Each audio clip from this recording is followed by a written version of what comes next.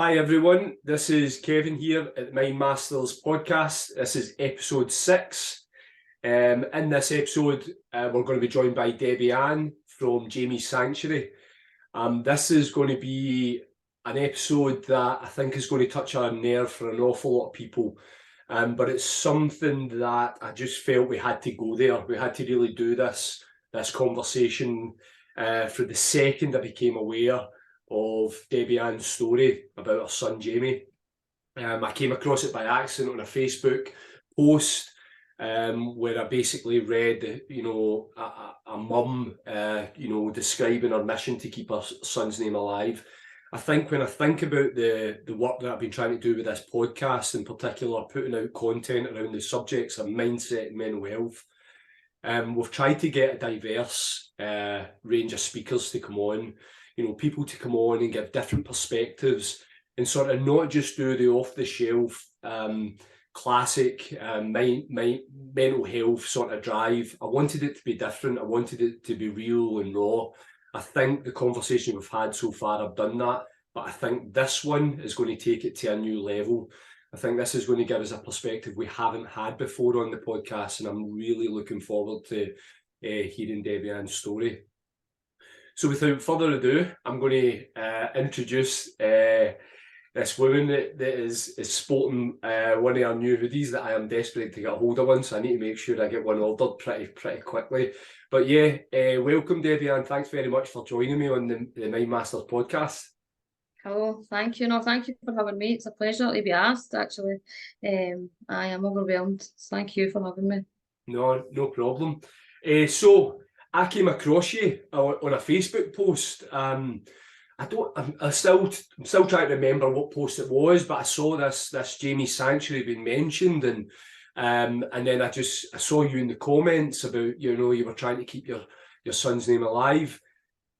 I mean, I don't know how far we kicked things off, but well, where did this story begin in terms of what's led to you here now?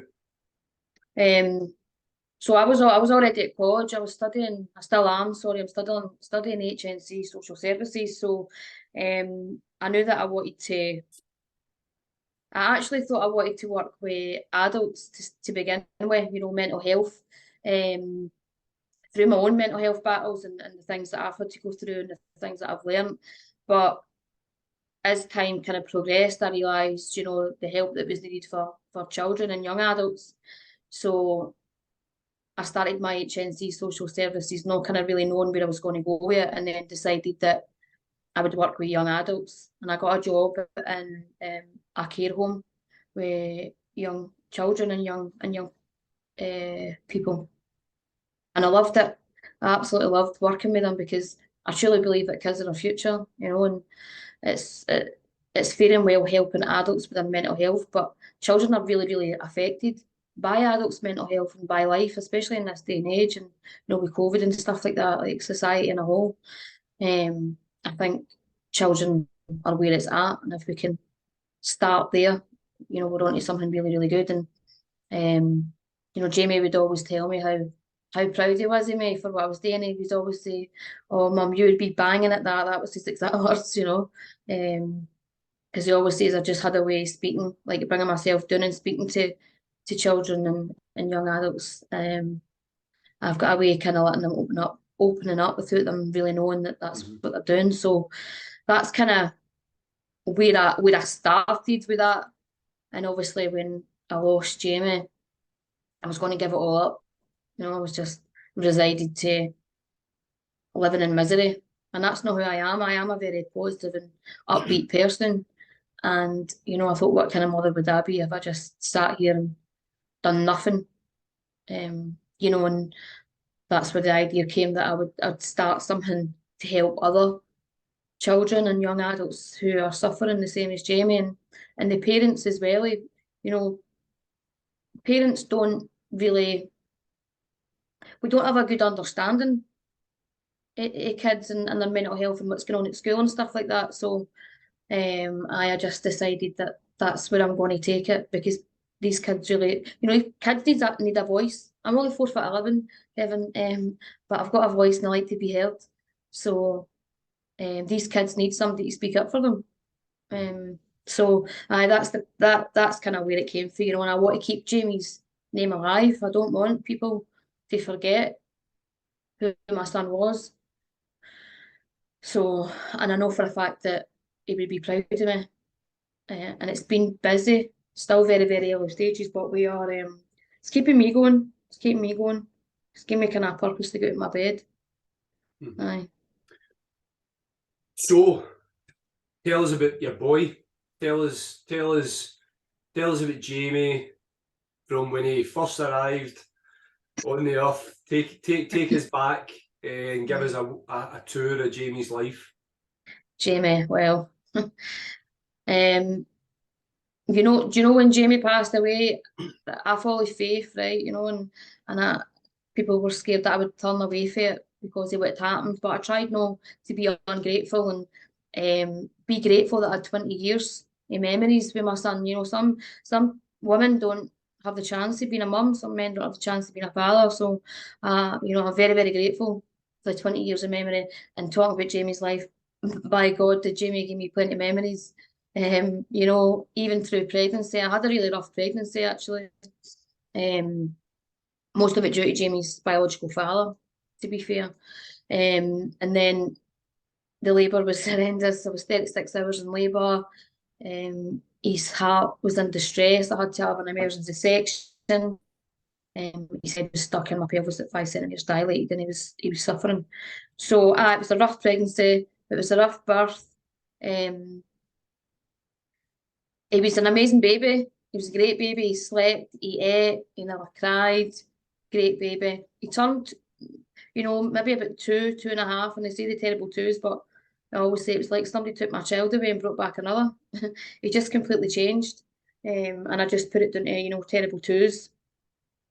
He was never happy. He was always crying about something, you know, and I've said before, you know, speaking to people that he was a wee tortured soul. And I don't know if part of that was, you know, to do with my own mental health and my own struggles, because I was depressed. And, you know, they say that kids can feel that kind of stuff, that kind of energy. And I don't know if that's what it was, you know, if it was maybe just a little byproduct of how I was feeling at the time. Like looking back now, then I didn't know what I didn't know, you know, back then. But he was a difficult child, very difficult. You know, he cried because he didn't want to go to nursery, and then he cried because he didn't want to come home from nursery, you know. Always in trouble. He was always fighting or causing some sort of bother. Even at nursery, very, very boisterous. But Jamie just, for the minute he understood what free will was, he took it. Well, God gave us free will as human beings, and Jamie definitely was a free-willed boy. But he was full of character, you know. He was people used to describe him as a lovable rogue, you know, when he was younger, because he was a rogue, but he was so lovable. He was so cute. With his blonde hair, his blue eyes, and his wee dimples. He was just, he was such a beautiful, beautiful wee boy. But there's times where I'm like, oh, he was a lot of work. He consumed my life. He did. But it was my firstborn, you know, my first flavour of real love, you know, unconditional. And I was truly, truly blessed to be given a son for my first child. But like I say, he was always in bother right through primary school. Every day, you know, there was something else with Jamie. But he had a way of manipulating situations. You know, he would get into bother, but he would manipulate the situation and turn it back around and try and redeem himself almost. He got into quite a bad case of bullying somebody when we lived in Edinburgh, and you know the police and stuff were involved. And once I dealt with it and I spoke to Jamie and made him understand how he was making this other kid feel, you know, he rectified it. He was always popular, and because he was bullying this wee boy, everybody was bullying this wee boy. So the day after it was dealt with, he goes straight into school and he made everybody in the class write the wee boy a letter. You know, he apologised. Jamie didn't have to write a letter. He was a leader. You know, he liked to be in charge, and Jamie excelled. When Jamie was in charge of someone and throughout school, Jamie excelled, and he didn't misbehave. But that behaviour went right through into high school. He was always in trouble in high school. But again, he was very popular. He was very loved. Very misunderstood. Difficult as a parent to look back now, knowing what I know now, with mental health and addiction and stuff like that. The police were involved. He had 4 charges when he left high school. And they say school isn't for everybody. There's different types of smart at school, and Jamie loved school because he loved being with his friends, but it was always a battle with the school. I was always on the phone, or they were on the phone to me. But like I say, he was difficult, but he was loved. He had a really, really good group of friends at school who still were his friends, up until, I hate to say up until he passed, but it was, and into kind of adulthood, young adult, he started to dabble with drinking drugs. And knowing what I know now with addiction, like, I believe that us as human beings, that most of us are spiritually sick, we're got some sort of problems, or we don't fit in, or, we can be quite negative and stuff like that. I think most people are like that, but the difference between a person who doesn't suffer from addiction and somebody who does is, they call it a twofold illness, with bodily and mentally different, and I truly believe Jamie suffered from that mental illness of addiction. And when he started to drink and take drugs, that sets off, as an addict, when you put one in, it's like we don't know when to stop. So when you put one in, it like sets off they call it a phenomenon of craving, and the body craves more and more, and it's more of anything, it takes you outside your head, because addiction centres in the mind. And Jamie was very, very, he was always in his head. I remember he was only about 4 or 5, and he said these exact words to me: "Mum, can you just cut my head off and give me somebody else's?" And I didn't really acknowledge it back then. I was just, but now that I look back, it was at a young age, he was obviously stuck in his head. And he started with just kind of dabbling with smoking weed or drinking alcohol, and then it's just substituting one thing for another all the time. The alcohol's always there, the weed's always there.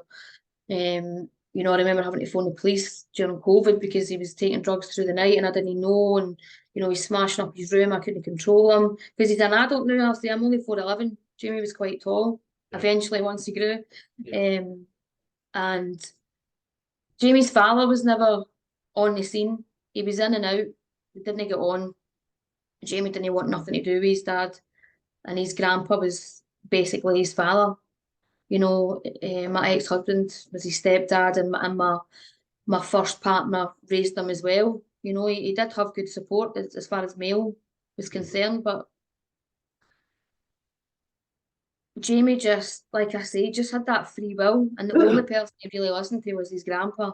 And even near the end, his grandpa was struggling with him. But he moved out, he got his own house. We were more like brother and sister relationship. I had Jamie when I just turned 20, the age that he lost his life, and I thought I was grown up, but I was just a child. Yeah.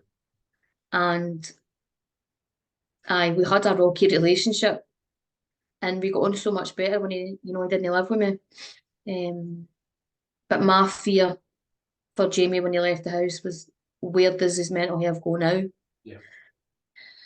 We kept in regular contact. We met up, he was always here and I was always there, and we'd go for breakfast and saunas, and he enjoyed the party scene, the festivals, the raves, Ibiza, but that came with a price. It was the drugs and the drink, and there's no point in me saying his friends were all doing it and laying blame on anybody, because like I've told you before, Jamie was very, very free-willed. Jamie would have done whatever Jamie wanted to do. He lived his life the way he wanted. He didn't care about anybody's opinions. But he was a very, very well-mannered boy. There wouldn't be a single person who would say anything bad about him to me. They would always say, "Oh, your Jamie's such a polite boy." And I'd say, "Ma, Jamie," surely no, he's not like that in his. But out with the home, you know, he was very respectful. His elders, I did always raise him. You know, it doesn't matter what you think about somebody. You don't know what's going on in their lives. You know, and I tried my best to kind of raise him like that. And he had a heart of gold. You know, he was always helping people, even though he was in his own pain. And I think that for him was a distraction.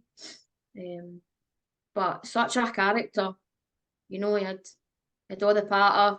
He was a good looking boy. He had the lassies. Lived the party life. You know, he did what he wanted to do. He was, life and soul at the party, and a beautiful, beautiful smile. But you know, people say, "Oh, Jamie was life and soul with the party," but see underneath that, see underneath the drink and the drugs and the smile, there was a darkness there. There always has been. And he just masked it by drinking drugs. And I truly believe, you know, at the end that took over Jamie's mind. Because I truly believe that Jamie wouldn't have took his life if he had not been, you know, if he'd been sober. When you talk about the darkness, so would it, as we moved into towards, you know, the latter stages, how much was that clear to you, how bad things were, and how much was it clear to his social circle? So it was clear to me. It wasn't clear to his friends. Right.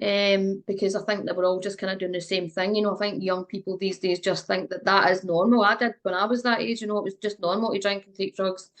Yep. But I knew what was happening with Jamie.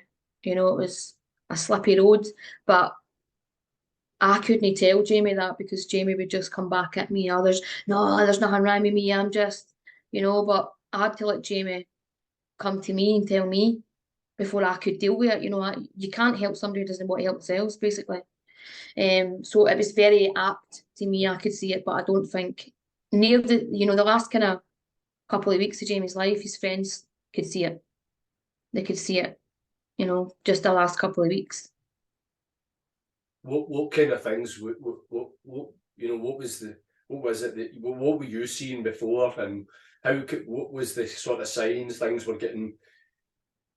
Wasn't he just I'm rough, you know, for a weekend on it or whatever, to that he's really, really struggling? What was the sort of things that were standing out for you, and you were looking at your son going, "Nah, this is different"?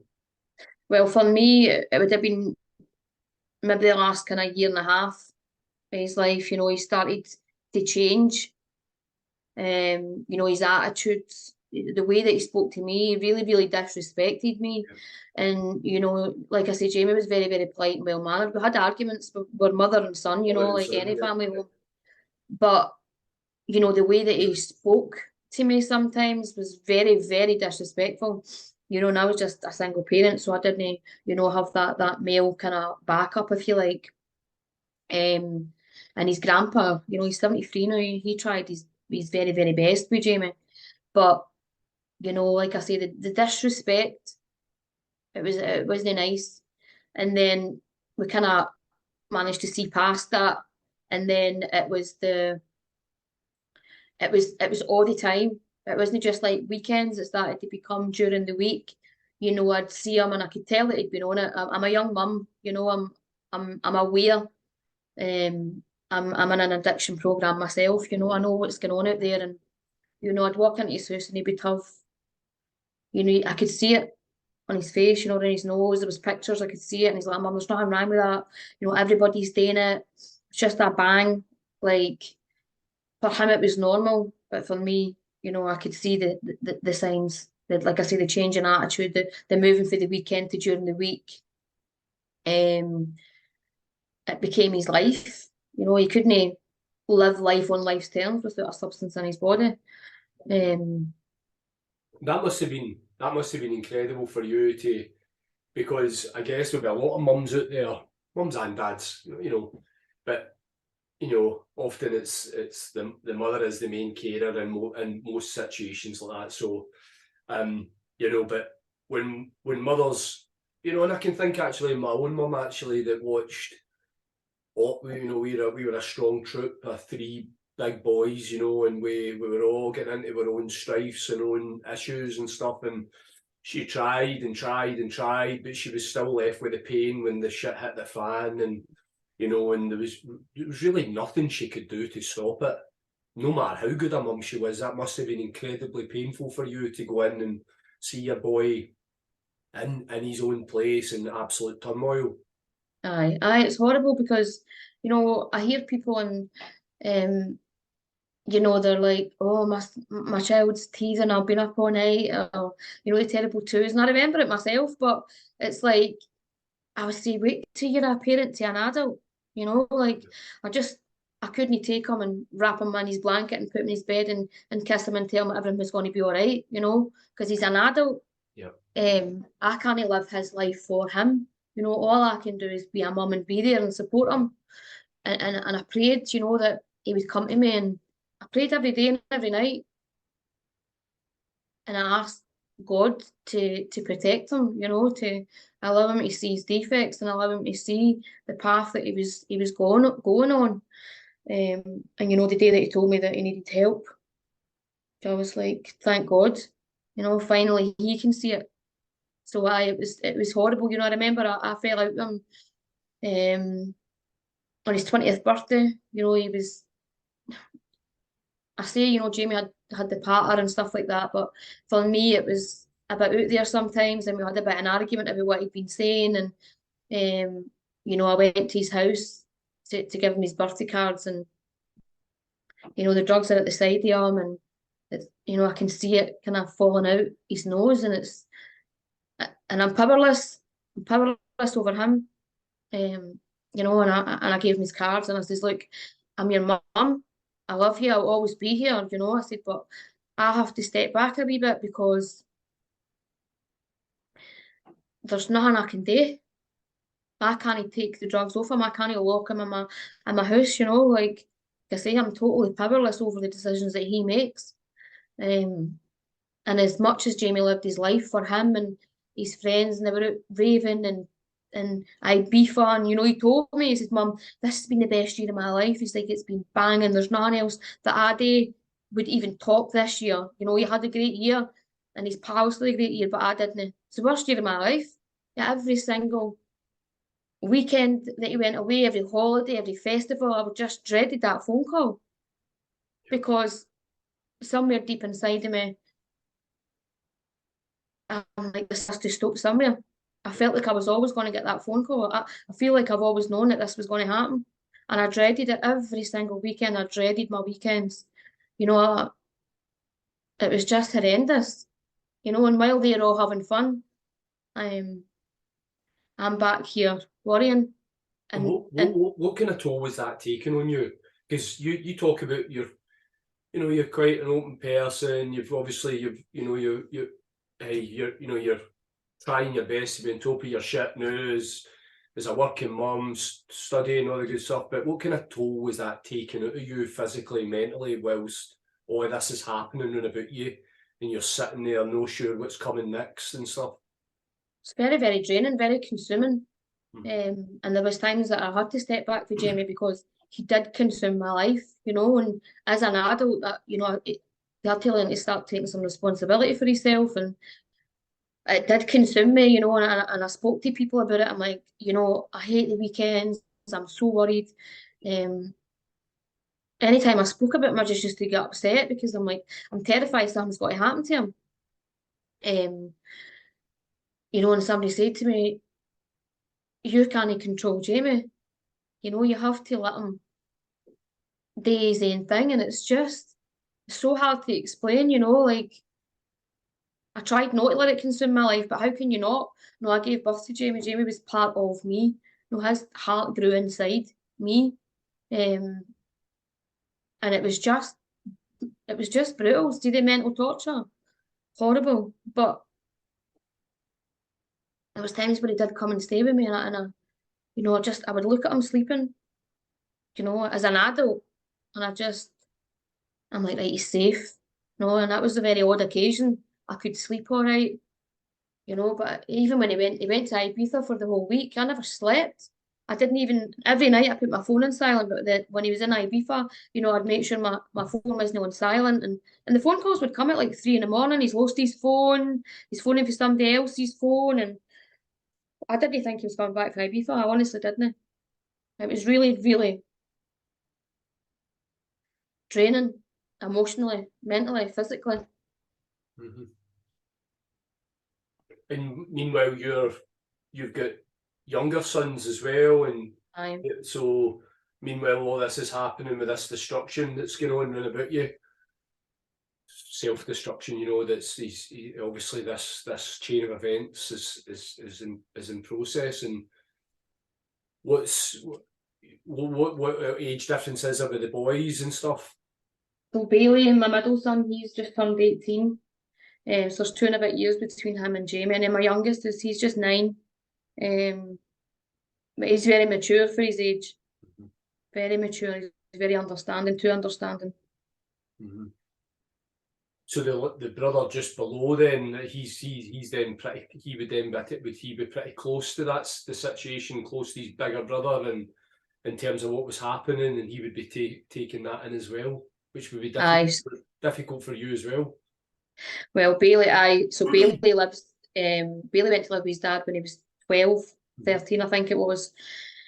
12 he was actually, because Jamie and Bailey are like complete opposites, total polar ends. Like, Bailey, he's never had a girlfriend. He'd probably hate me if he hears me saying that, but you know, he doesn't drink. I think he's had a couple of drinks now and again.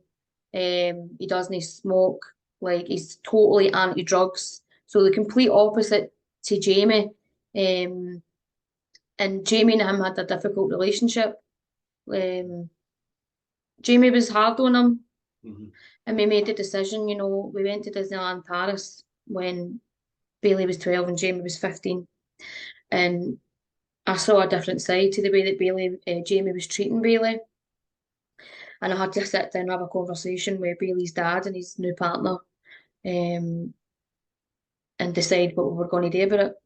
And we had to decide that we were split custody anyway, so I had Bailey half week and they had him. So we decided that it might be better all round for Bailey that he went to his dad's, because Bailey was starting to recluse.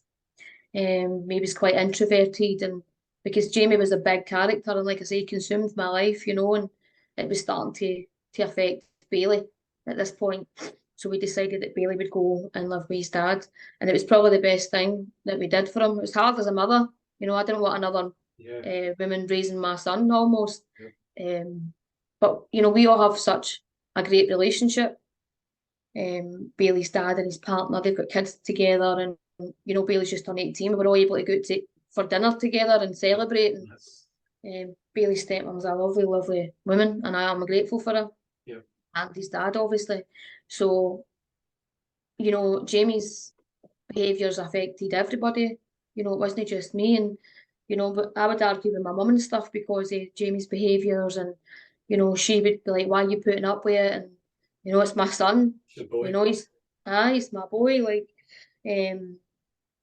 so it affected, you know, an effect on everybody outwardly. So, I mean, Oscar was too small really to understand at the time, you know. There's a big gap between him and Jamie. It's interesting, just as you say that, like, do you know, you know, that thing about it's your boy. It's what do you do? What the hell do you do in a situation where everything that they're doing is hurting you or someone about you in some way, but the most compelling feeling of it all is how much you love them and you want to find a way to try to navigate them through the water. And there must be loads of people like you that have probably lost partners, relationships, friends, family members, jobs, material things, all through the process of trying to help someone through rough waters and difficult times. And especially when, like you say, addictions come into it, and, you know, when a person's no processing things in the right way. The amount of people that, you know, must lose so much, but they must just be driven by that goal that, but what if I can get them through this? What if they can get through this? You know. Well, that's the thing with, you know, with Jamie, like I say, it was very, very difficult. And I took Jamie, I always knew something wasn't right with Jamie. I wasn't sure what it was. And, you know, I took him to the doctors, you know, asked for help, you know, asked for help for the primary schools, from high school. And nobody had any answers for me. You know, I had him at CAMS and stuff like that. I had an educational psychologist at school. You know, I had a support worker at the school and stuff like that to help support me with Jamie. You know, I did parenting classes. I did stress classes, stress management. I had a life coach for 4 years. And you know, I took Jamie to my life coach. I took Jamie to get like, I've done everything that I could possibly have found to try and help Jamie and find. It's almost like you need a label in this society to get any help for anybody. And obviously I didn't know nothing about addiction back then. And, you know, recently I was looking through Jamie's report cards from primary school, you know, right up to high school. And you know, there's key words in there that are very, very apparent for addiction, you know, things like lack of concentration, you know, unable to deal with thoughts, feelings and emotions. You know, that concentration part was in every single report. And they say that in addiction, you know, it's restless, irritable and discontented. That was Jamie's whole life. And people think that, you know, addiction's that stereotype. You're an alkie or you're a junkie. You're typical alkie or you're a typical junkie. That's what people think. You know, I didn't think I had any problems with addiction until I learned about this illness. And, you know, it is an illness that does centre in the mind.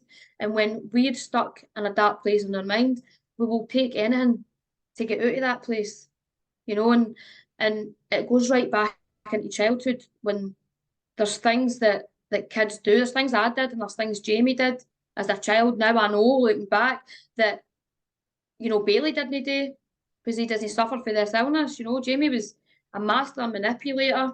You know, he could pick up a bottle and tell me he didn't pick it in front of me, and I would like, did I see him pick that up? You know, master manipulator.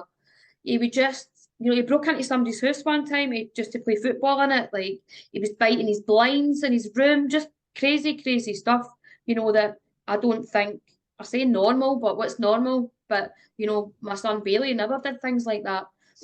And I think if I had been more aware of addiction as an illness rather than addiction as in being an alkie or a junkie, I might have been able to help Jamie back then, because I knew there was something wrong with my son. I just knew, but nobody could tell me anything. He went to high school, and when he got into trouble, he was, you know, they would isolate him. It's called isolation. They take him out the problem, put him into a room by himself to have time to think on his own. Isolation breeds addiction. When you're on your own and you're isolated with your own thoughts, that becomes a dangerous place, because one thought leads into another, and before you know it, you need something to get out of that place. And that's a substance, some mind or mood or and it takes you out of the darkness that's going on up here. And that's what it was like for Jamie. No help. You know, maybe if he'd had ADHD or autism, you know, maybe I would have got more help with him. But he just wasn't labelled with anything. And I really, really want to advocate for mothers and fathers who are having problems with their kids at school, who are just deemed as bad children, because that's all Jamie was at school. He was just a bad boy, and he wasn't bad. He had a heart of gold, you know, and he was smart, but he just wasn't given that chance because nobody understood him. And that's that. You know, that's part of my charity, is advocating for these kids and these parents, and helping to kind of educate them a wee bit. And hopefully, if they know about this illness, you know, if they know about addiction as an illness, they can help their kids, because it's passed through generations. You know, it is genetically passed down as well. I'm listening to you a minute ago when you were talking about all the things that you explored, all the things that you tried, all these things. And yeah, I'm also hearing a story about a woman away from just being a mum that had her own struggles and had her own shit to deal with.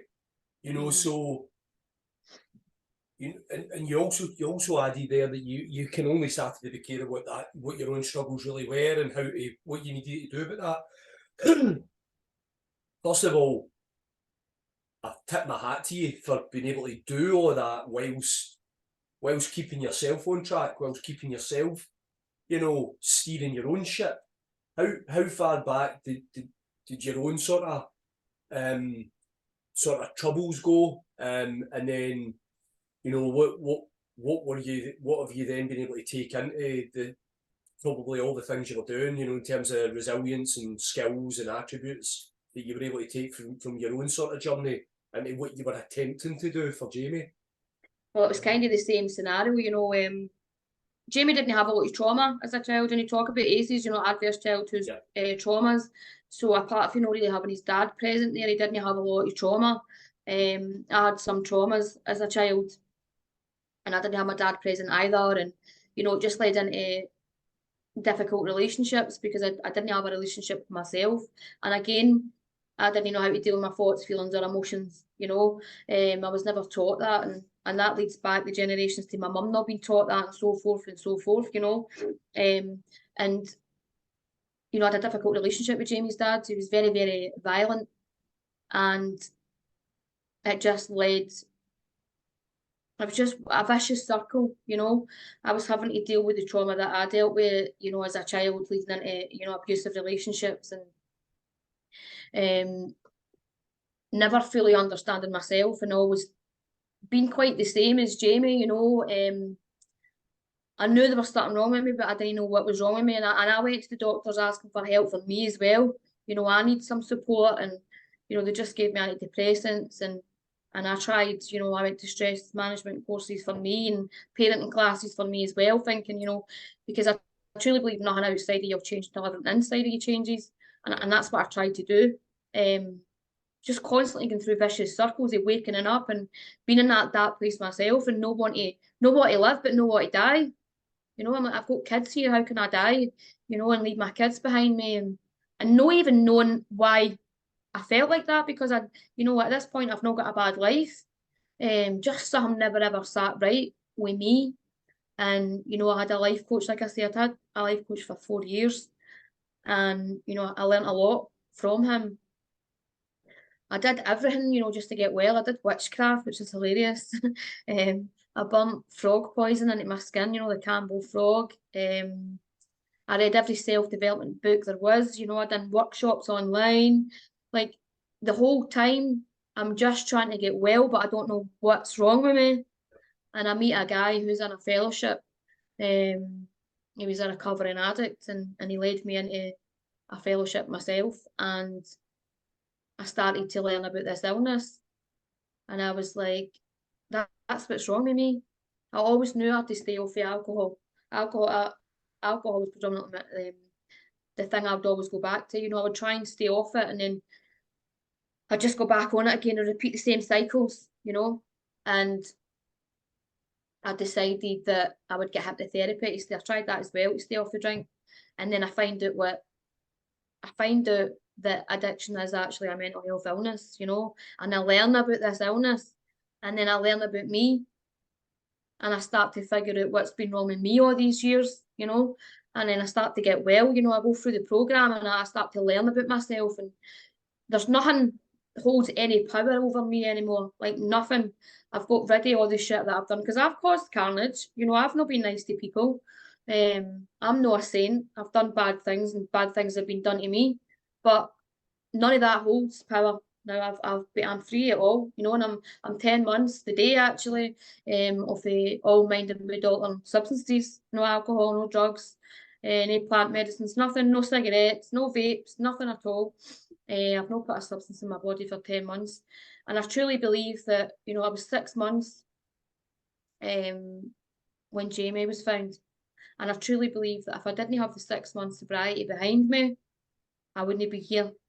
I wouldn't have coped with that, and everything that I learned about me, I was then able to take that into Jamie, and I'm like, I can really help him, and I can't go back and change the past. I can't do that, and I don't know what the future holds. If losing Jamie showed me anything, it showed me I'm not in control. you know, because my son would still be here if I was in control. So I can only deal with what's in front of me right now, this moment. That's all I've got, sitting here talking to you. And I thought, if I can just be the best I can be in every given moment, hopefully I can lead by example and Jamie will follow me, you know, and we would have conversations and I would kind of drop it in the conversations, you know, what I'd been learning about the illness and stuff, you know, planting the seed almost. And I'm so glad I had the chance to do that, because I was able to talk to Jamie, you know, about my life and my traumas and help him understand me and why I was the way I was as a parent. And, you know, and I always thought I wasn't a very good mum, but he would always, he's like, Mum, you were the best mum ever. Like, I'm so grateful that I had you. And, you know, he would always tell me that. And it was good that we could have those moments, you know, without a substance in my body, I'm able to sit and have a conversation with my son about my thoughts and my feelings. And I thank God for that today, really, I do. You know, and when I speak about God, I don't speak about God like a man in the sky. You know, everybody's got their different opinions. Mine's is that, you know, God's a word unspoken for me. It's everything around us. And, you know, I believe it's the universe, you know, like the air we breathe, everything. You know, we're all connected through energy and vibrations. And I truly believe that Jamie, even though he's not here in physical form, that he's, you know, his energy and his spirit's still around, very, very much around me. And like I say, I'm very grateful that I had that chance to be able to speak to Jamie. And Jamie did come and ask me, you know, he said, I need help, you know, 2 weeks before he passed. So what happened then, DebbieAnne? How does that conversation happen and what happens next? So this came because I had tried to phone him for a couple of days and he never contacted me. And I'm like, right, come on, if you didn't answer, I'm coming to the house, what's going on? And he sent a big text message. He says, Mum, I was in the hospital. He says, I thought I was taking a heart attack. I thought I was going to die. I was so scared. He said, and they never done anything to help me. He says, and I left and I just started taking gear again. He said, and he got really, really honest with me. He says, I'm in a bad place. I'm in a really bad place and I need your help. Sorry. He said, I need your help. You know, he says, I think I need to come to the meetings that you go to. And I was just like, thank God. Like that, it was just like a relief, you know. I was like, this is what I've been waiting for. You know, I've been waiting for him to come to me with this. Because until he accepts and admits, I can't do nothing. I'm powerless over him. And he told me his friend was in a bad way as well, the two of them. And I said, look, just the two of you come here, you know, he'll be safe here. So he'd phoned and said that his pal had ran away. He managed to find him. His friend was trying to commit suicide. He says, Mum, we're coming straight to yours. He says, I'm just going to lock him in and hide the key so he can't get out today and daft. You know, this is Jamie trying to help his pal. And this went on for about 4 hours, and I'm just praying, like, please let him be here. You know, and then finally him and his friend came to the house, and they were in a bad way. They looked terrible, you know, and he said that. He's like, Mum, he's like, I just feel dirty, like, my skin feels like it's crawling, like he says, I didn't want to keep living my life like this, you know, and the two of them came and, you know, I let them sleep it off for the whole day, and the following night I took the two of them to a CA meeting, Care Anonymous. And it was very, very quiet because it was near, you know, 2 weeks before Christmas, so the meeting was kind of quiet, but they were there. I don't know if they listened or took it in, but I was like, please let this be the start, you know, he's something good. And he'd applied for the army. He's like, I'm going to get off the drink and the drugs. And he's like, he had applied for the army. You know, his stepdad was in the army. He helped him with that process. And he started going out running and stuff like that. You know, this is just within 2 weeks before him passing away. He joined the gym. He was kind of really staying focused, but it was just a very hard time of year because it was coming up to Christmas. And, you know, Christmas Day came and he bought me an expensive ring. you know, and he bought my mum and my sister and his niece and nephew and his wee brother, and he didn't really do presents, you know, he was just a teenager. But for some reason this year he was like that, no mum, I need to get my act together, you know, he started to realise kind of what was important, and even my mum was really overwhelmed by the gift that he got her, and but no, he kept saying, I need money and I need to get Christmas presents, and I'm like, look, you don't need money. You know, you don't need anything. You just come and stay with me for 2 weeks. I'll feed you. I'll buy you vapes. Like, you don't need anything. You don't need to worry about nothing. We don't need a present. We need you. You know, he was talking about going somewhere on the 27th with his pals, and I'm like, Jamie, you don't have that luxury. You know, like you're no like them. They can stop, but when you start, you can't stop. I said, you might not come back for that night out, which was the 27th, and the night he went missing. He never went to the night. But I took him to another meeting after that, just him and I, and he sat for the first half and he's like, Mum, just give me the keys. I'm not listening to this. I can't be bothered. It's a lot of shit. And I'm like, please just stay and listen to the end of the meeting. And he wouldn't do it. And he went to the car, you know, I was crying in the meeting to some of my friends, and they tried to talk to him as well. But like I've told you previously, just free willed. So he just went and sat back in the car. And I don't know what it was that day. I felt doomed, you know, like I was hopeful that that was going to be the turning point, and then I kind of was hit down again, you know, and I was worried because obviously Christmas was coming up. And So I think. So was it? So then, what did you say? It was the 27th that when he went missing. He's supposed to go to a night out. Yep. You've obviously chatted to him about trying to get him no to go, and because you know what that means. Well, Christmas Day, he came to my sister's for dinner, and you know, he's like, I'm just going to get 4 bottles of beer, Mum, 4 Corona, and I'm like, Jamie, you know, I asked him not to drink. Yeah. I'm like, he's like, no, I'm just gonna. He was going to Envy that night to a nightclub with his friends, and I says, look, you can't just drink. You will end up using. And he's like, nah, I'll be fine if I just stick to drink, because he doesn't understand this illness at this point. You know, it's still really early stages, and a lot of people come in to the fellowship and think that they can just give up cocaine or drugs and still be able to drink.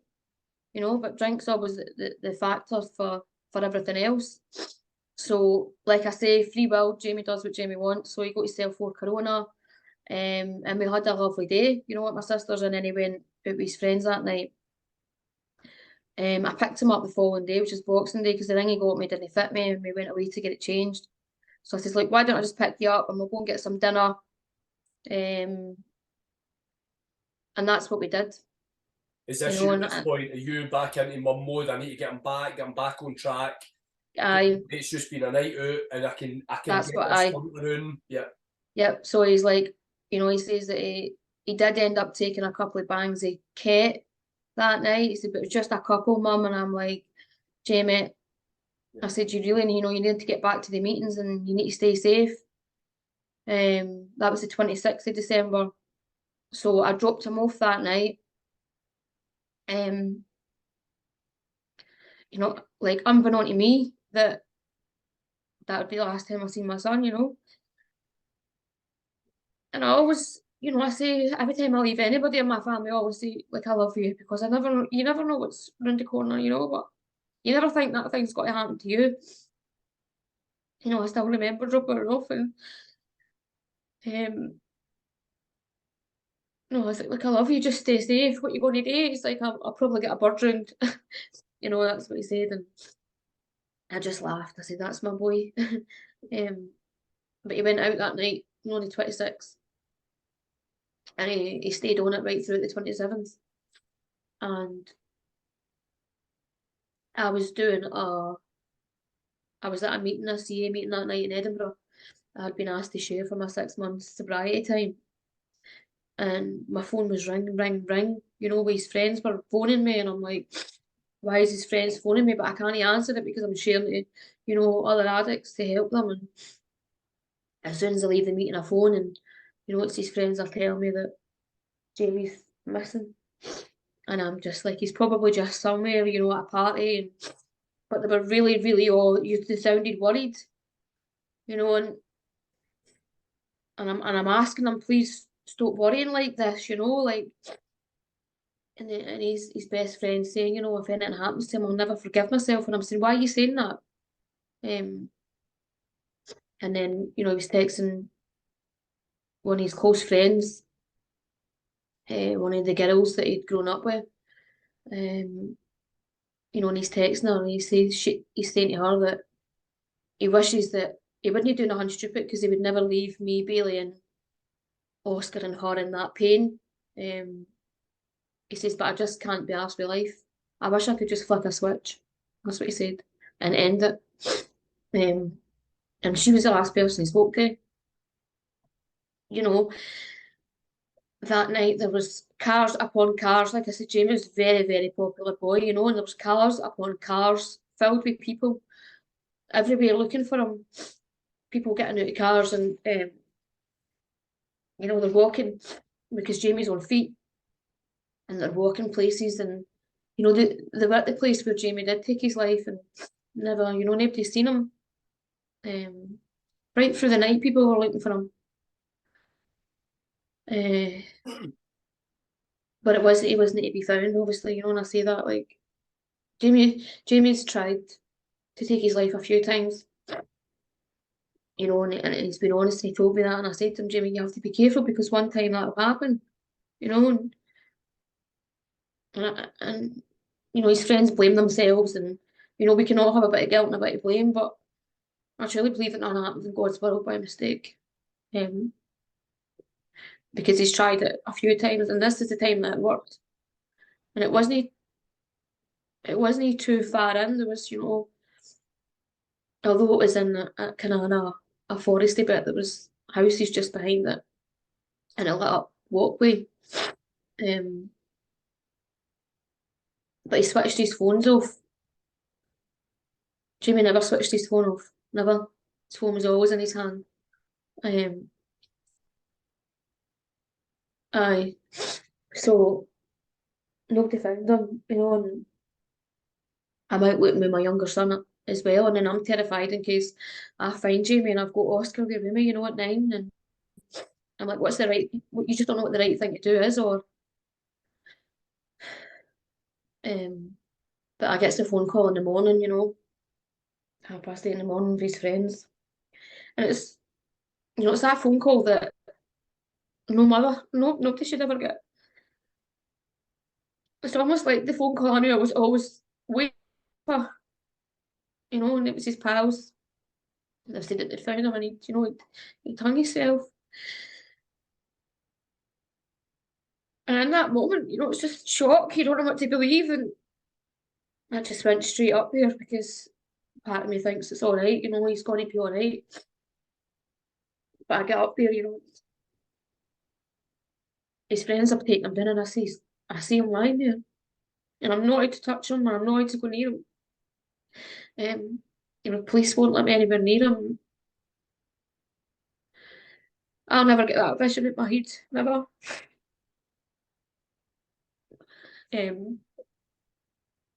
I'll never ever.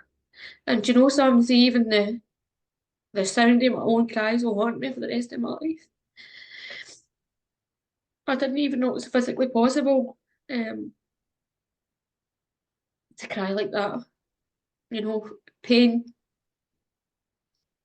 that I never knew existed. And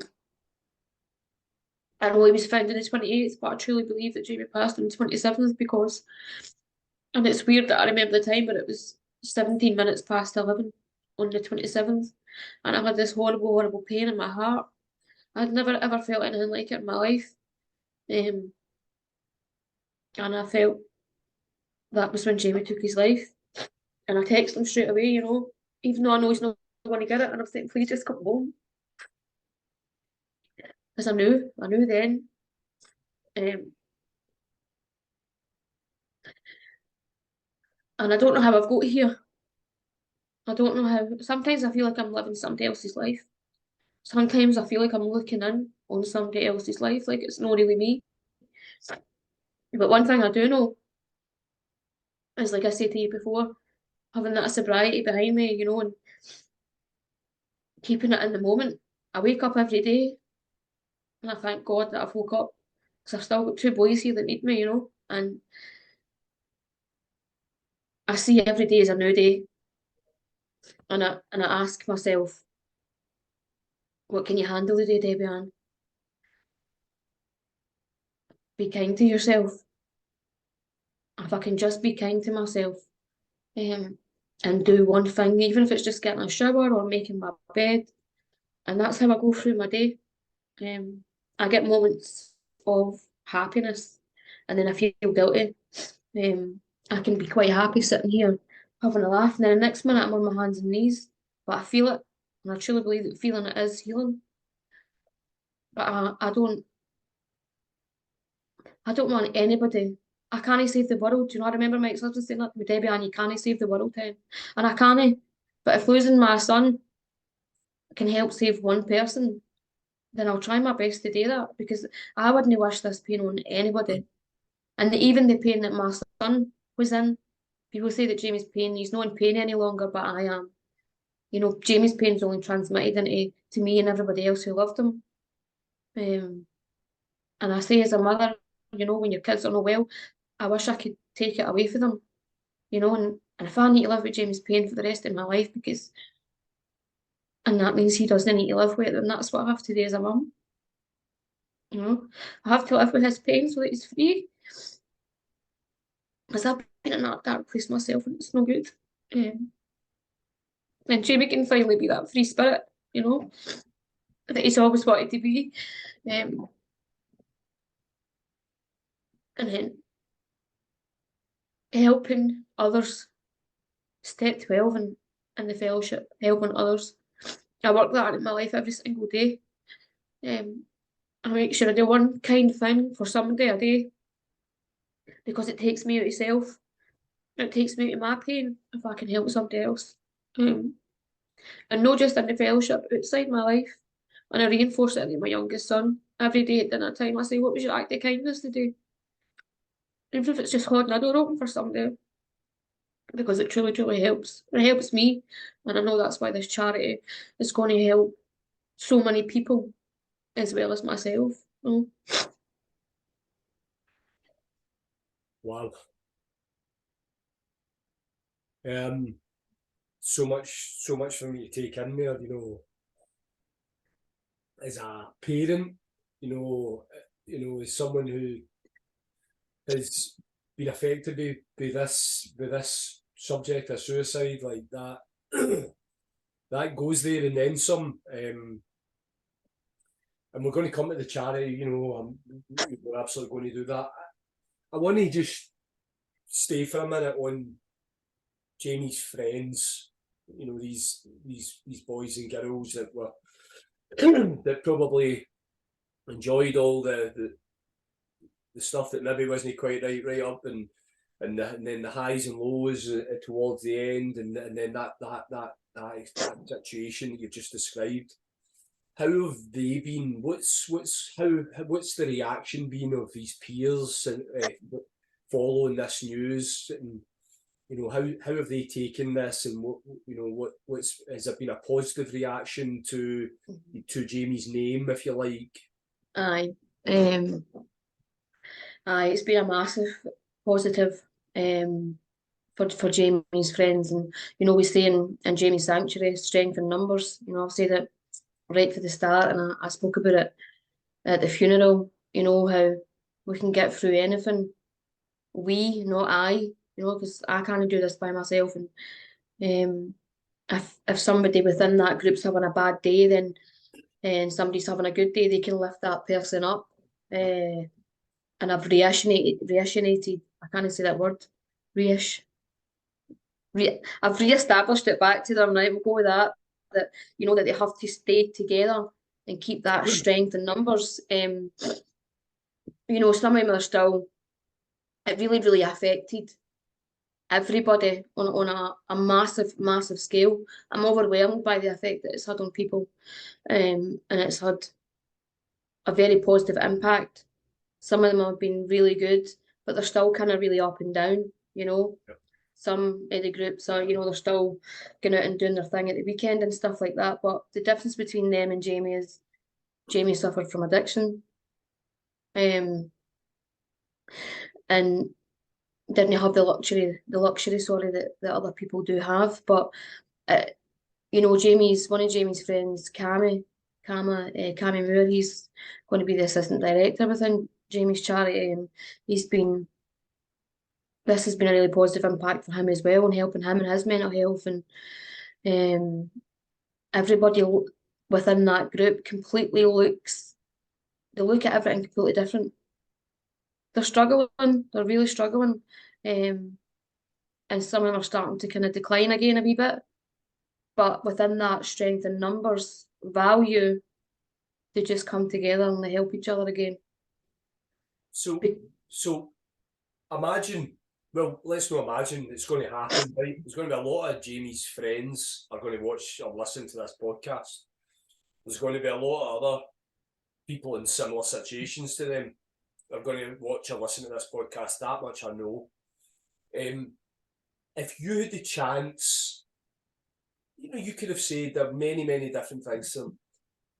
If you had the chance for them to take one golden piece of advice right now, if they're sitting in their own space, without interruption, listening to this, what would be that one thing you would ask them or you would give them?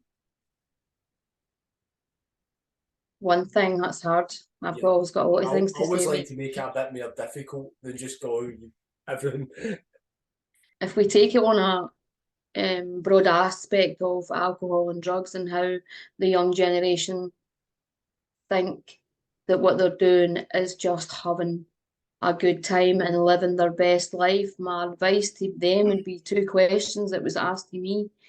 Once you start, can you stop? And once you stop, can you stay stopped? And if you say no, if you answer no to the questions, then maybe they need to do something about that. If they can stop, then it's a different scenario. But a lot of young people think they're just living their best lives and they don't realise it's taking over their lives.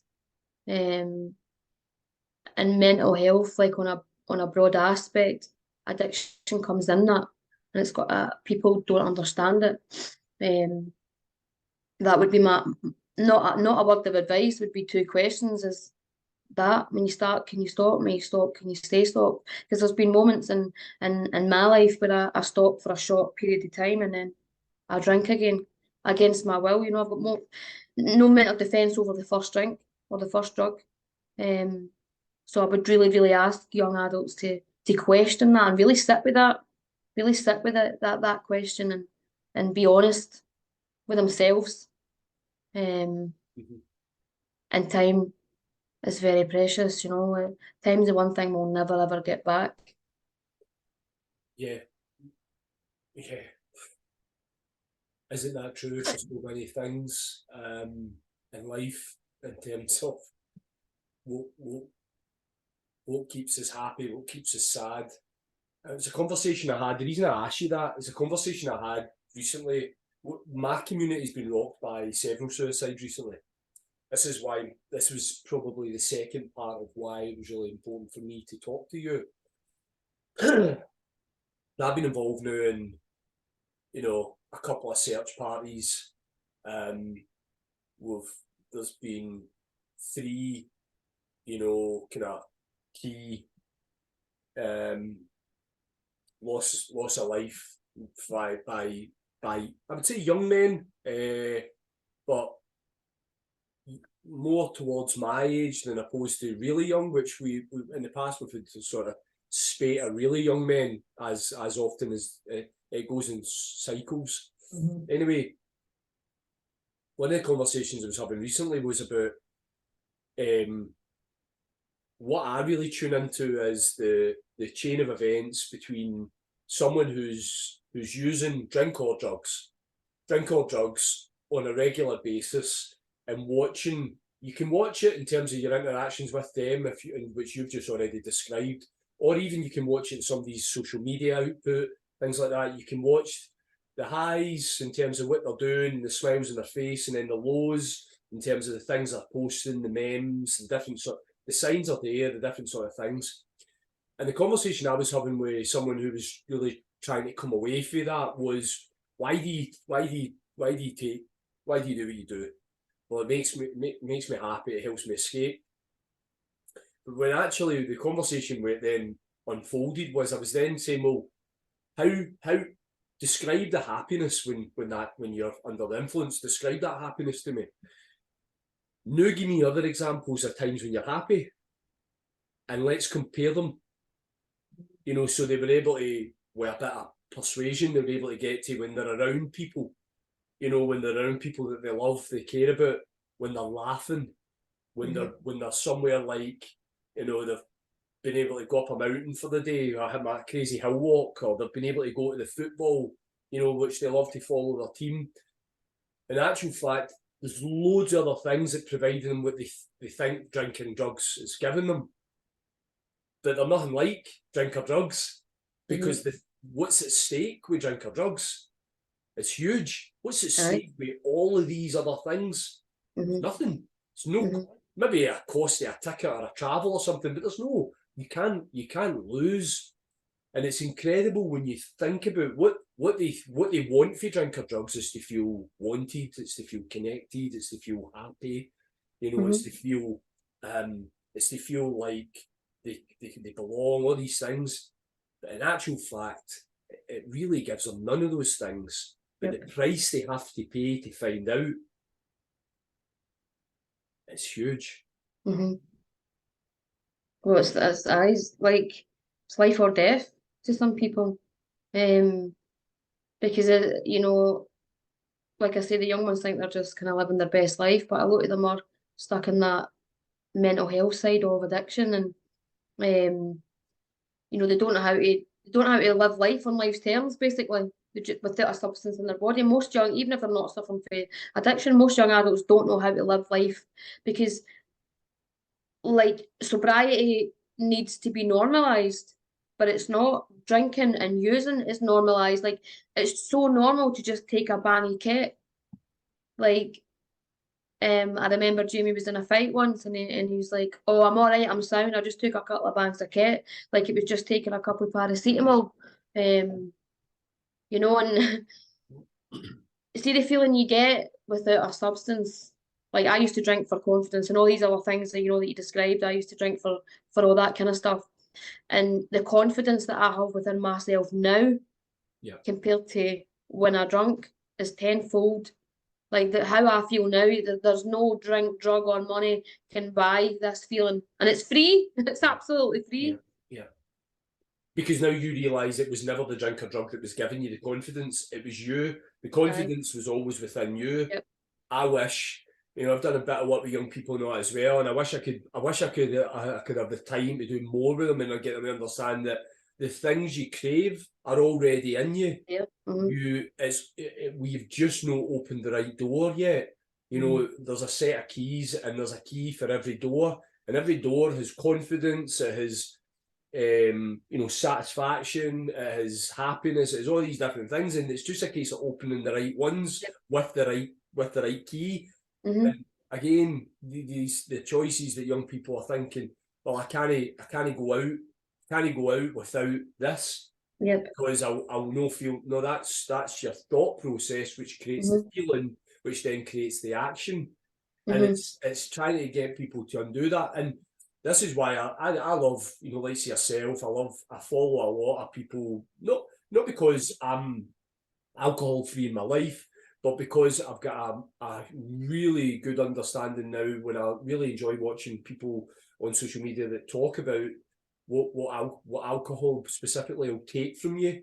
You know, you can lose days, you can lose experiences, and what they're trying to say is there's so much more out there that can give you what you crave. Absolutely. And you've just not unlocked the right door yet. You know, alcohol and drugs just close us off. They call it like the sunlight, the spirit. So it's like alcohol and drugs close us off from who we've always been. Like you say, that stuff's always been there. but you drink and use to get an escape. Like, so you try to run away from yourself. I've tried to run away from myself my whole life rather than just sitting with, just sit with yourself without a substance. And you, like you said, that they're all in there. Everything's in there. You're no lost. You've never been lost. You just forgot who you were. No, I know we're probably in a wee tangent there, and I like it. I like it because I was thinking about his friends and stuff, and I do think, I look at the big losses recently, and I'm instantly thinking about the peer groups. Some of the people are friends of mine and stuff, and it's hard. Like, I look at like all the pictures on social media when people are celebrating people when they're gone, and I see alcohol in every picture. I know the culture, doing this, doing that, and stuff like that. And I guess I hope Jamie's friends, and I really hope that many of you guys and girls that are listening, I hope you find what truly makes you happy.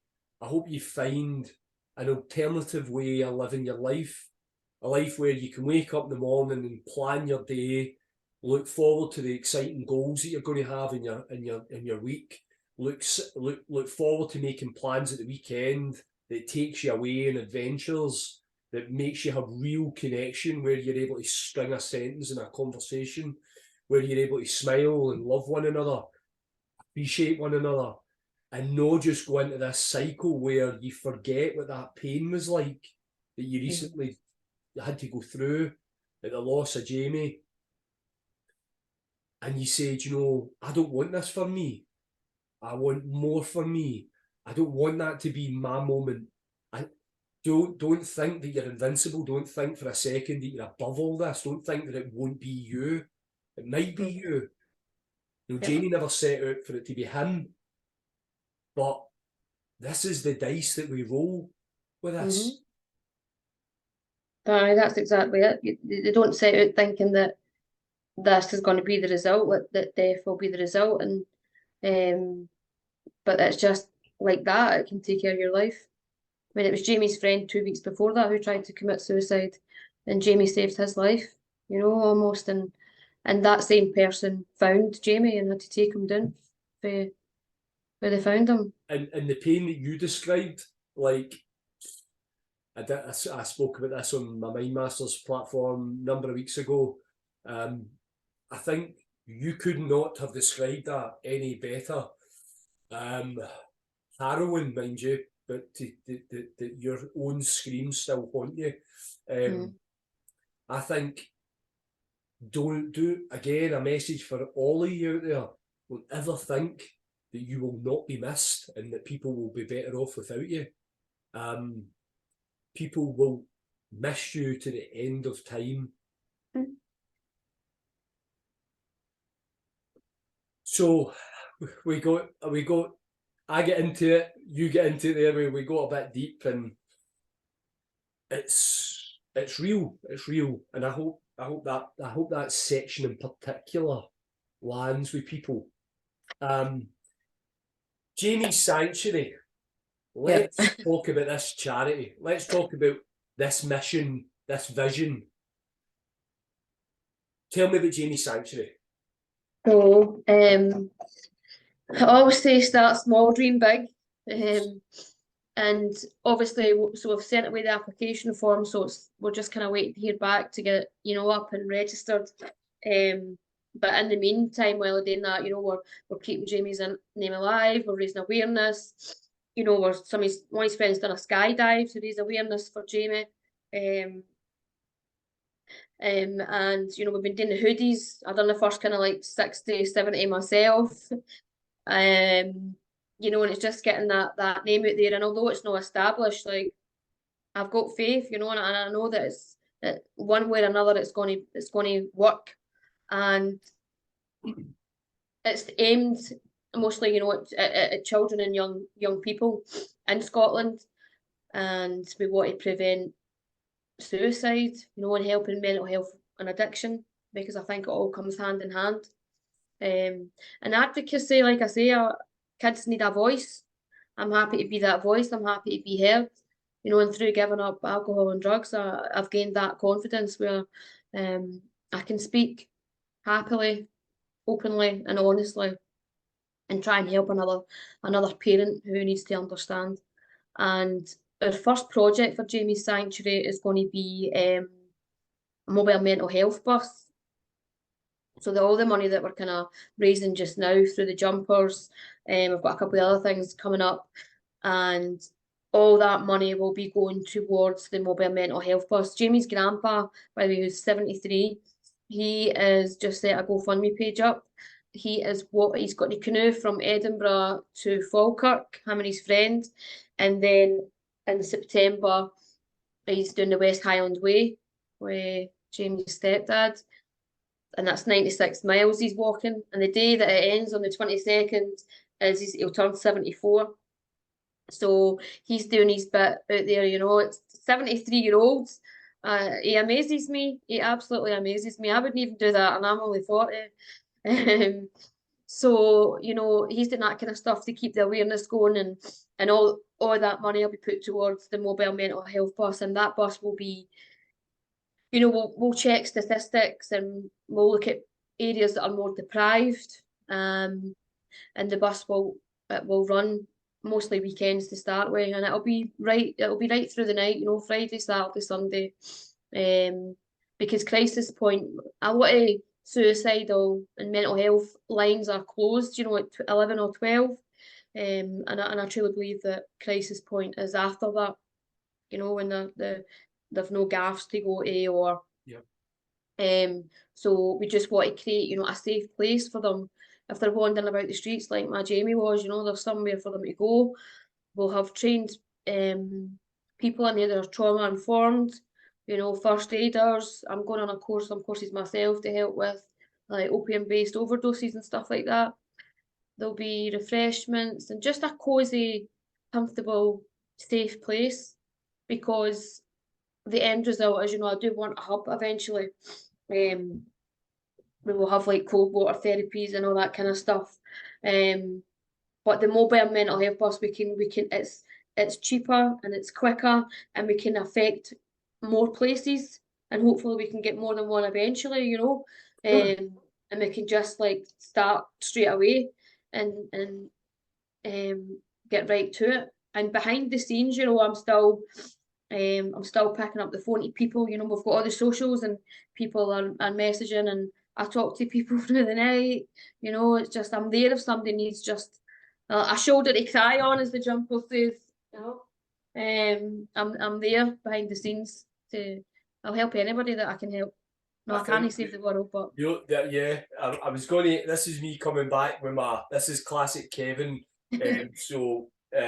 What I would be mindful of is your own resilience and your own battery life. And I started a really successful, a couple of successful groups called Fit Your Dads and Fit Your Masses. The dads group went up to about 3,500 already. The masses group's up a couple of thousand. So, but during that period of 4 years, I stepped back from it to concentrate on other parts of my life, and because it's got a full admin team. Make sure, first of all, you have an admin team. So make sure you have a number of people that can answer the socials and stuff like that. So certainly people that you trust and they're able to do is just as good a job as you.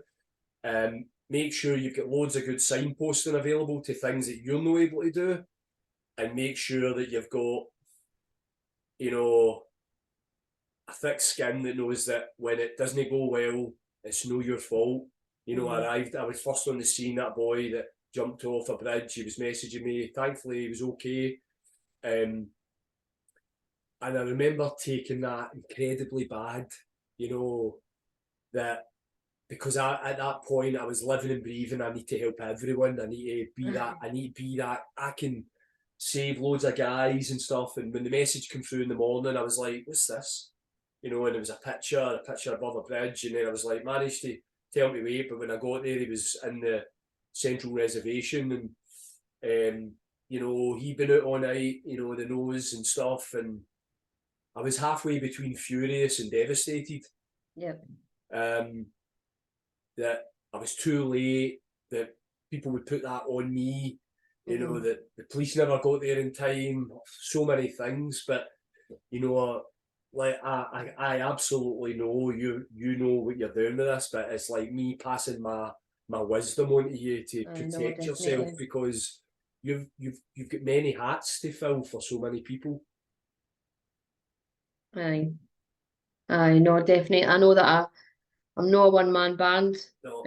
I've learnt that through doing my programme as well, because DebbieAnne likes to be the director and DebbieAnne likes to run the show, but DebbieAnne needs to keep going as well.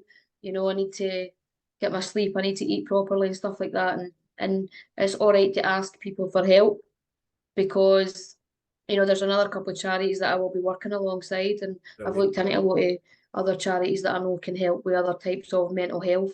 Brilliant. I've got a lot of help and support through my addiction. I've got a lot of people in there that are really good at what they do, and that I can refer other people on to. You know, I've got a massive support network, and I'm really, really blessed with that. Yeah. And there is things within my charity that I know that I won't be able to do, but I know other charities that can, and I hope to work with them, you know, so that I can pass it on. If there's something. It's a fantastic story as well, even though it's a. See, when I say fantastic, I've got to be careful. People go, I can't believe he's using that word. It is, because through every tale of adversity can come a moment of inspiration. You know, the greatest stories of people overcoming odds and overcoming adversity and stuff like that, to triumph or to have success or to live a fairy tale end or whatever.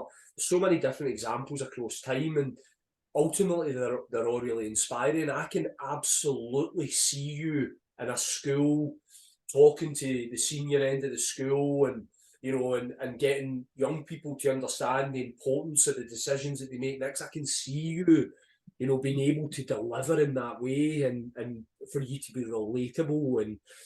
And probably what's wrong with a lot of the educational side of things is a lot of people are not coming from a position of experience. And no experience, that's probably no fair, but real raw experience. They're trained, they're qualified, they've done the courses and stuff like that. You know, they've worked with a lot of people, but have they really lived the whole journey? And you have in a couple of different ways, and that needs to be passed on. That needs to go out there, and for people to hear this story and understand that there's another way to do things. There's another way to live your life. There's better decisions to make. I always say that there's a different way. You know, it doesn't need to. Suicide does not need to be the answer. There is a different way. You know, the help is there. And you know, I remember a teacher actually contacted me on TikTok and asked, because I put a video up about Jamie's reports and these keywords I spoke about earlier, and she asked me for advice on it because she didn't know. She was a teacher, and she says it would be so helpful as me as a teacher to know these words so that I can look out for them, you know. And that's all it takes, is teachers understanding that child at a different level. Yeah. And I think that's wisdom I think that you have to get that out there to people. And I think when Jamie's charity is really fully up and running, you're starting to get a sort of manifest of what you want to achieve with it in your first year and stuff like that. Absolutely, education in terms of the story, and because like you said, you just need to reach one person in a room. You know, I often speak to people about things like limiting beliefs and sort of different things, you know, with the Mind Master stuff, and I always say, no, everyone in the room's going to get it. No. Some of you will already have decided, this guy's shite. This is okay. This is, but someone in this room is going to be sitting right now going, he's speaking directly to me. He absolutely is just describing my life. And if we can get you to leave today and say, I'm going to make changes, then you're doing the right thing. It's a roll-on effect, isn't it? It's like word of mouth, and you know, it was the same when I started nails years and years ago, and I just had to do one client who told another client who told another client, and it's the same with this. You know, I just need to go and speak to one person and help that person. He'll say, oh, this charity helped me, or that person helped me, and it's just a roll-over effect, and hopefully, you know, that's going to be the case. And what will happen, even with things like this, it's continuing to put something out, reiterating the message, doing it in different ways and different platforms. But even by doing this will reach an audience, and it'll just maybe take one person to say, I'd like to raise some money for that Jamie's Sanctuary. I heard that mum's story, and then that person then might be connected. They then start. You could have several people if they've seen these hoodies. By the way, I know I've mentioned these hoodies, but these hoodies are great. So she's got them in would I call that orange, or would I call it peach or something? Well, it's orange. We've got 4 colours now. And there's 4. I've only saw the grey and the right. Grey, orange, blue, and pink now. Sky blue. Right, I'm after one of these tonight. Then. So, but people maybe start. It's just I'll get the hoodie and I'll show my support. And then what's that? Oh, have you never heard of this? And then it just keeps its word of mouth. And right now, momentum, I think, is key, and we need to build it for you. Aye, that's the word. Momentum is just, I never want Jamie's name to, because I could wait. Somebody actually said to me, "Do you not think it's a bit early to start a charity? You're grieving." I says, "Listen, I will grieve for the rest of my life. I'm not going to wait 5 years. You know how many people I could help in 5 years? Yeah. And if I stay down, I'm not getting back up. So I need to keep getting up. I need to keep showing up. And no, just for my kids and everybody else. I need to show up for me. No, I need to show up for me." Well, and if you don't fill your headspace with things that add value and purpose to your life, then what does that say about what's left in your headspace? Exactly. I always sort of say, people will say to me, "Kevin, when do you ever stop?" I say, "I'll stop when I'm dead." The things that I do, I'm busy, but the things that I'm busy with, I love. I love the things the ways I get to work with people. I love, the things I do, if it's with fitness, with my family. I fill it with things that I love. So that means I'm really busy, but that means my mindset's where it needs to be. So therefore then everybody gets the best of me, because I'm doing things that I know is adding value and purpose to my life. Right. And continue to do the next right thing. Yeah. So if you're not doing all those things, then all you're left with is, well, what am I going to do? How am I going to achieve the thing that I wanted, which was keep my son's name alive? How am I going to be able to show up every day for my other boys and the people that are counting me and Jamie's friends and all these different things now? How can I do that if I'm not doing anything that keeps my compass pointing in the right direction? That's exactly it. Just lead by example, and if I can show another mother who's sitting in the same pain as me that you can get up and you can keep going, then I'm winning. I think you are absolutely on the right track, doing the right thing. And I'm probably going to, I'm aware of the time, how long we've been blathering here. I'm probably going to sort of conclude with something along those lines. If you are a mum, a dad, a teacher, that's out there and you're really, really worried, then, as a starting point, if you're not sure where to turn to and you're just trying to process what's going on, then maybe reaching out to Jamie's Sanctuary for a conversation to start, get yourself pointing in the right direction, get your head straight. And again, I'm going to echo, because it's worth echoing. If you are a young adult that hears this podcast or watches this podcast, I am begging you,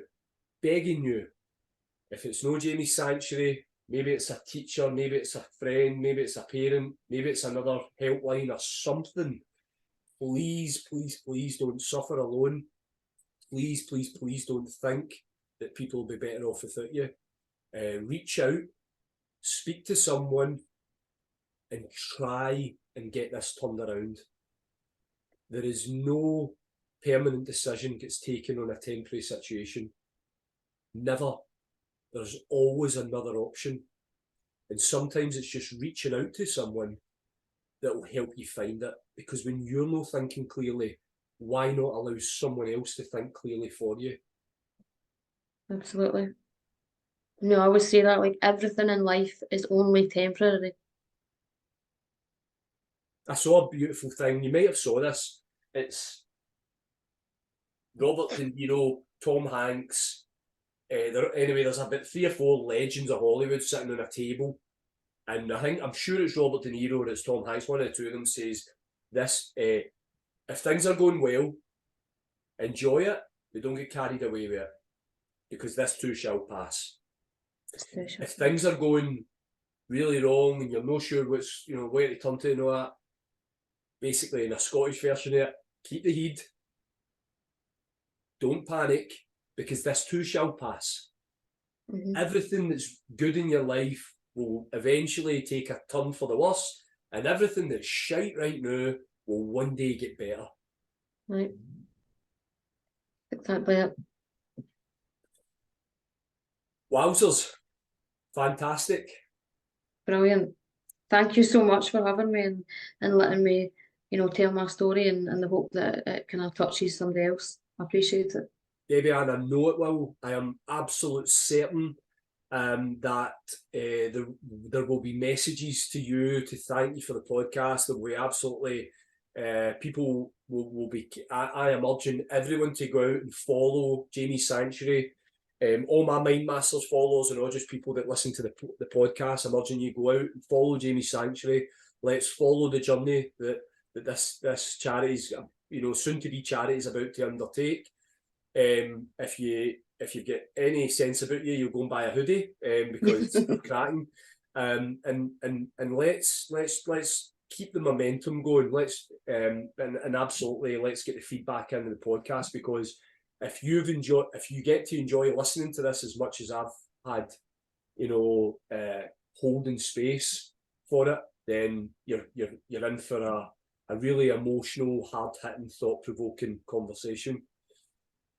I just want to thank you for the bottom of my heart. Thanks for trusting me to hold space for you. Thanks for coming on here and sharing such a powerful story. And I will continue to support you in the background in different ways, because I want to see you do this. I absolutely want to see you do this. Thank you. And in the future, once you guys are set up, if I can come up and do a session for the young people, just give me a shout. That'll be free of charge. I'll come up and I'll do something really mind blowing for them and have people feeling a bit better for themselves. Amazing. Thank you so much. Good luck and thanks very much again. Thank you. God is on my side. That's what they say. Thank you. Honestly, for the bottom of my heart, I do really appreciate it, Kevin. Thank you. And thanks for taking time to invite me along and listen to me, because I can talk. No, you were brilliant to listen to. All right. Thanks. Perfect. Thank you. Take care.